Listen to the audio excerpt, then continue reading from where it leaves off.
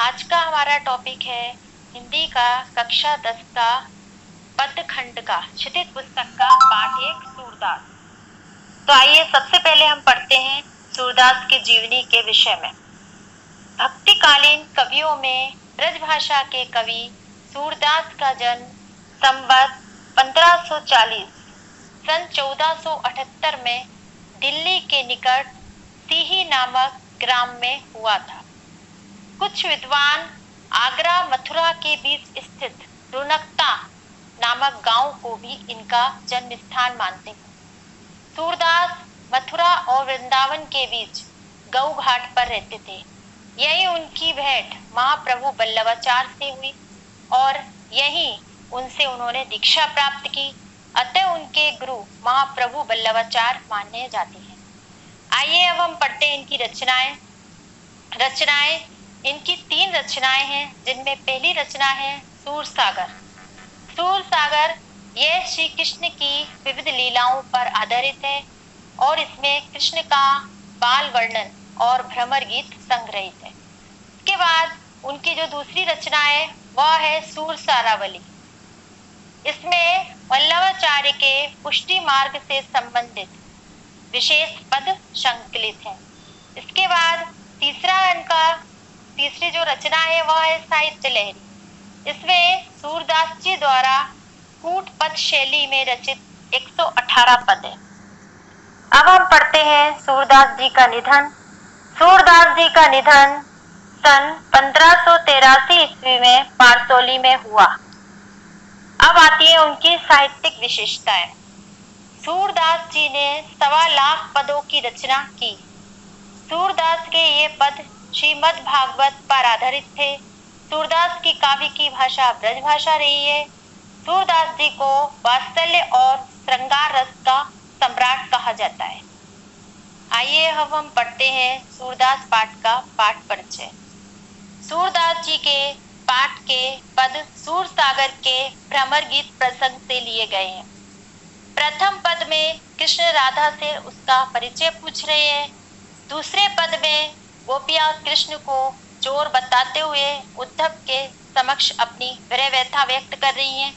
तीसरे पद में गोपियों ने कृष्ण को भेजे गए संदेश के विषय में बताया है और अंतिम पद में गोपियां कृष्ण के प्रति अपने दृढ़ प्रेम को सिद्ध कर रही हैं।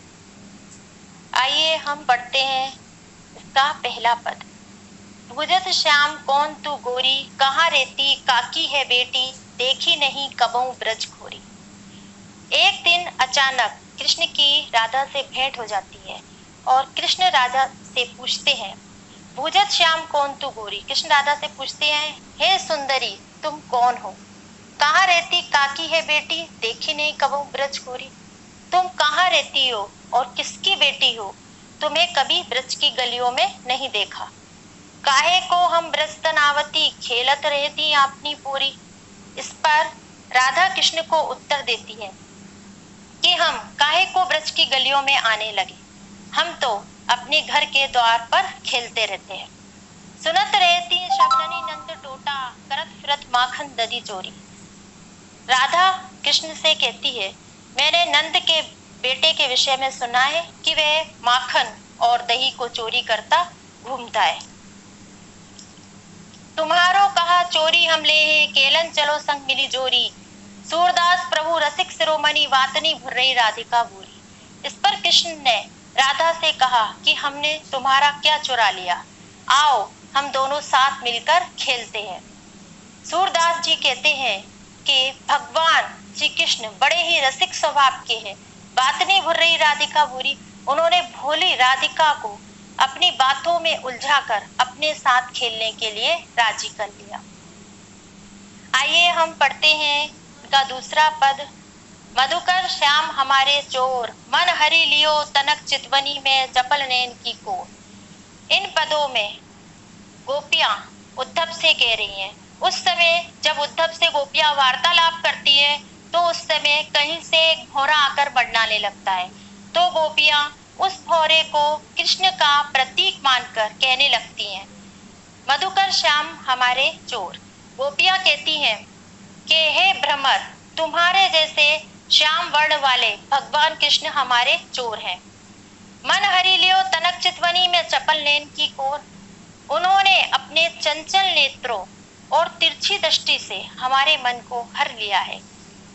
पकड़े होते हृदय और अंतर प्रेम प्रीति के जोर। हमने अपने प्रेम और प्रीति के बल पर उन्हें पकड़कर अपने हृदय में बसा रखा था। गए छड़ाई तोरी सब बंधन, दे गए हंसनी अपूर।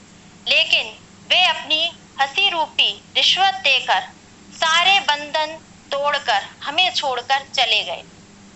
चौकी परी जागत निसी बीती, दूत मिल्यो एक भोर। और जब हमें इस बात का पता चला तो हम चौंक गए और हमारी सारी रात जागते हुए बीती। दूत मिल्यो एक भोर। अब हे उद्धव, तुम्हारे रूप में हमें एक दूत संदेश लाने वाला भोरा मिला है। सूरदास प्रभु सर्वस्व लूट्यो, नागर नवल किशोर। सूरदास जी कहते हैं कि गोपियां कहती है कि उस चतुर नवल किशोर भगवान कृष्ण ने हमारा सब कुछ लूट लिया है। आइए अब हम पढ़ते हैं इनका तीसरा पद। संदेश ने मधुबन कूप भरे, अपने तो पटवत नहीं मोहन, हमरे फिरी न फिरे।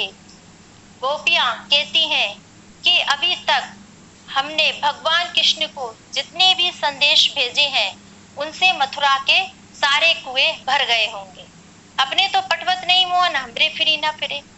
वे अपने संदेश तो हमें भेजते नहीं हैं और साथ ही वे हमारे संदेशों को पढ़ते तक भी नहीं है।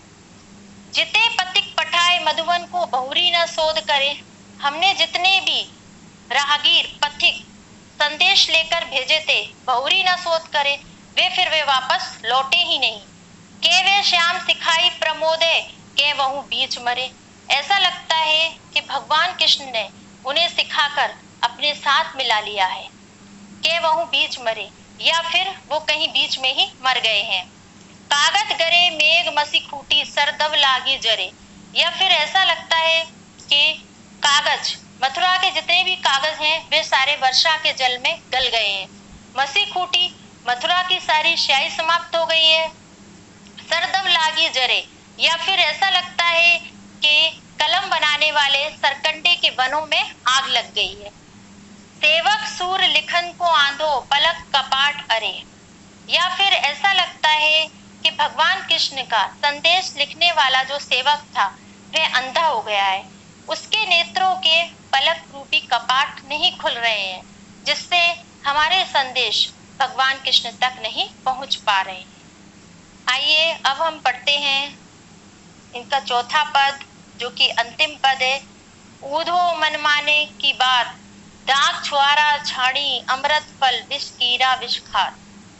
इन पंक्तियों में गोपियां उद्धव से कहती है, हे उद्धव, हम तो हमारे मन की बात मानते हैं।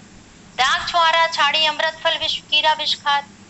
दाग छुआरा जैसे अमृत फल को छोड़कर विष का जो कीड़ा होता है वह विष को ही खाता है। जो चकोर को देई कपूर को, तजी अंगर अघात। जिस प्रकार से जो चकोर पक्षी होता है वह कपूर जैसे सुगंधित पदार्थ को छोड़कर अंगारों को खाता है। मधुप करत घर फोरी काट में, बंदत कमल के पात। मधुप यानी भौरा लकड़ी में छेद करके उसको अपना घर बनाता है।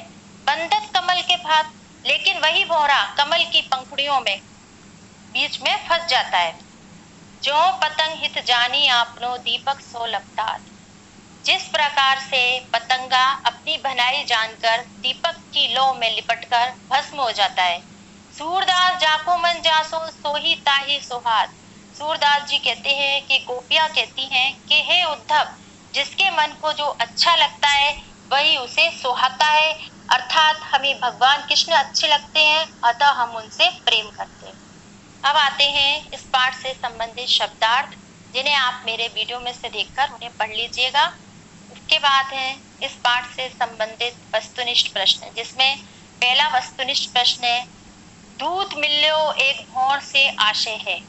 इसमें 4 ऑप्शन है, जिसमें जो घ नंबर का ऑप्शन है उद्धव, वह इसका सही उत्तर है। इसके बाद दूसरा है, नागर नवल किशोर विशेषण किसके लिए आया है। इसका सही उत्तर है कृष्ण।